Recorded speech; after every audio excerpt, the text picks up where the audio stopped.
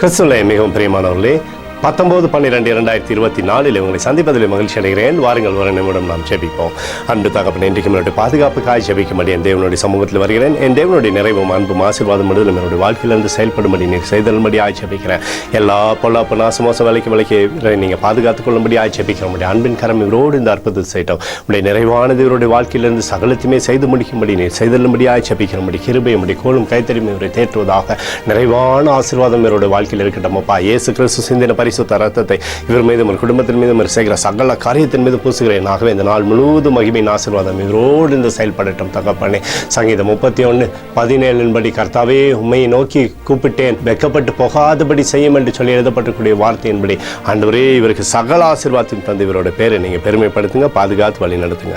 இயேசுவின் நாமத்திலே ஒப்புக்கொடு ஜெபிக்கிறேன் நல்ல பிதாவே, ஆமென்.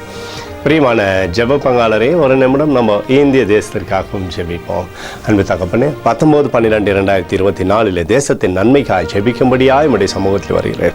இந்திய தேசத்தை நீங்கள் ஆசீர்வதிக்கும்படியாய் ஜெபிக்கிறேன். ஆசீர்வதிங்க.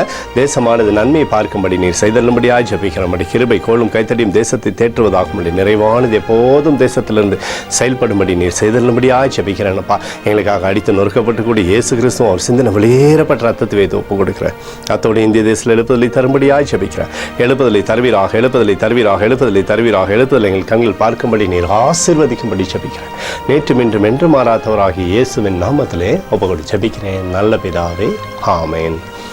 பிரியமான ஜெப பங்காளரே, வருகிற 20ஆம் தேதி நாளைய தினத்திலே திக்கற்ற பிள்ளைகளோடு நம்ம இந்த கிறிஸ்துமஸ் விழாவை கொண்டாட இருக்கிறோம். ஆகவே இதற்காக நீங்கள் ஜெபித்துக் கொள்ளுங்கள். முடிந்தால் நீங்களும் வந்து இந்த நிகழ்ச்சியில் பங்கு பெறும்படி உங்களை அன்போடு அழைக்கிறேன். அது தொடர்ந்து மனநிலை மருத்துவமனையில் சென்று அங்கே இருக்கக்கூடிய மக்களையும் நம்ம பார்க்க இருக்கிறோம் 21ஆம் தேதி. அதே போல் ஊனமுற்றோர் காலனியிலும் சென்று அங்கே இருக்கக்கூடிய பிள்ளைகளுக்கும் கிறிஸ்துமஸ் விழாவை கொண்டாட இருக்கிறோம். இதெல்லாம் வெற்றிகரமாக ஆண்டவர் நடத்தும் என்று சொல்லி நீங்கள் ஜெபித்துக் கொள்ளுங்கள். கருத்திற்குள் நீங்கள் வளரும்படி உங்களை வாழ்த்தி ஆசீர்வதிக்கிறேன். ஆமென்.